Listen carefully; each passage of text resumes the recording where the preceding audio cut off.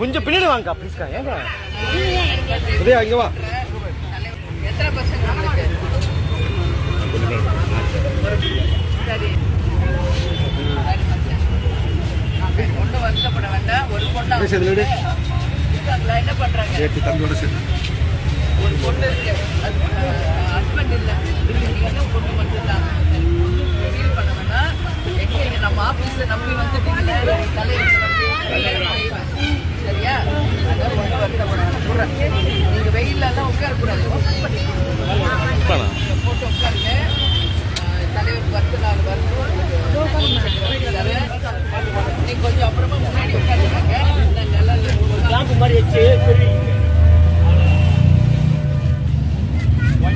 அப்படியே உங்க கையில கீழே பிடிச்சிங்க.